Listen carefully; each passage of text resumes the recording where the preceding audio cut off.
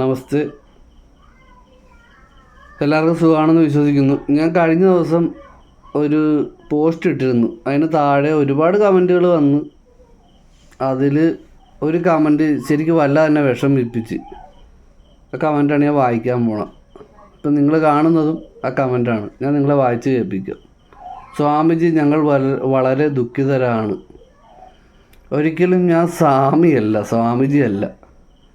ഞാനൊരു ഉപാസകനാണ്, ഉപാസകൻ മാത്രമാണ്. എനിക്ക് എൻ്റേതായ ചിന്താഗതികളുണ്ട്, എൻ്റേതായ വ്യക്തി ബന്ധങ്ങളുണ്ട്, വ്യക്തി താല്പര്യമുണ്ട്. അതാദ്യം മനസ്സിലാക്കുക. ഞങ്ങൾ വിവാഹം കഴിഞ്ഞിട്ട് 7 വർഷമായി. അദ്ദേഹം പറയുകയാണ്, ഇതുവരെ ഒരു കുഞ്ഞിക്കാൽ കണ്ടിട്ടില്ല. എൻ്റെ ഭാര്യ വളരെ ദുഃഖിതയാണ്. സ്വാമി കുട്ടികൾ ഇല്ലാത്തവർക്ക് രഹസ്യമായി പ്രത്യേക പൂജാകർമ്മങ്ങൾ നടത്തി കുട്ടികൾ ഉണ്ടാക്കി കൊടുക്കുന്നു എന്ന് കേട്ടിരുന്നു.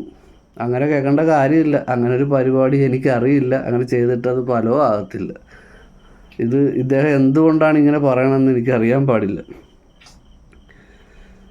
കേട്ടിരുന്നു, എൻ്റെ ഭാര്യ സ്വാമിജിയുടെ കൂടെ ഒരാഴ്ച താമസിപ്പിക്കാം.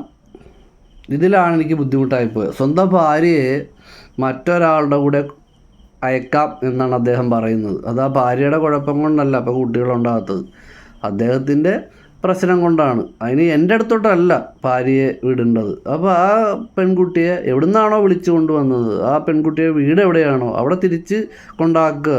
അതിനെ അവർ വേറെ വിവാഹം കഴിച്ച് കൊടുത്തോളൂ. അതിനൊരു നല്ല ജീവിതം ഉണ്ടാകും. നിന്നെപ്പോലത്തെ ഈ നികൃഷ്ടമായ ചിന്താഗതികൾ ഉള്ളിൽ കൊണ്ടു കിടക്കുന്ന വ്യക്തിക്ക് ഒരിക്കലും ഭാര്യാസുഖം വിധിച്ചിട്ടില്ല എന്നാണ് എനിക്ക് പറയാനുള്ളത്. പിന്നെ കമൻറ്റിലൂടെ എല്ലാവരും സംസാരിക്കുന്നുണ്ട്. അത് എല്ലാവരുടെയും ഒരു ആവിഷ്കാര സ്വാതന്ത്ര്യമാണ്, അതിനകത്ത് ഞാൻ കൈ കടത്തത്തില്ല. പക്ഷെ ഇതുപോലെ ഒരു പെണ്ണിനെ എനിക്ക് സഹിക്കാൻ പറ്റാത്ത കാര്യമാണ്. ഒരു പെണ്ണിനെ ഇൻസൾട്ട് ചെയ്യുന്നത് അല്ലെങ്കിൽ ഒരു പെണ്ണിനെ മോശമായി ചിത്രീകരിക്കുന്നത് എനിക്ക് സഹിക്കാൻ പറ്റാത്ത കാര്യമാണ്. അത് പൊറുക്കത്തില്ല. പിന്നെ ഇദ്ദേഹത്തിന് ഒരുപാട് സമ്പത്തും കാര്യങ്ങളും ഉണ്ടെന്നുള്ള കാര്യം എനിക്ക് മനസ്സിലായി. ഞാൻ അദ്ദേഹത്തിൻ്റെ പ്രൊഫൈലിലൊക്കെ കയറി നോക്കിയതാണ്. അപ്പം ഒന്ന് ആലോചിച്ച് കൊള്ളുക, ഇതെല്ലാം ചിലപ്പോൾ ഒരു നിമിഷം കൊണ്ട് നഷ്ടപ്പെട്ടേക്കാം, വട്ടപൂജ്യത്തിലെത്തിയേക്കാം. അപ്പോൾ ഈ തമാശ ചിരിയൊക്കെ മാറും. അപ്പോൾ അങ്ങനെ ഉണ്ടായിരിക്കാനായിട്ട് പ്രാർത്ഥിക്കുക.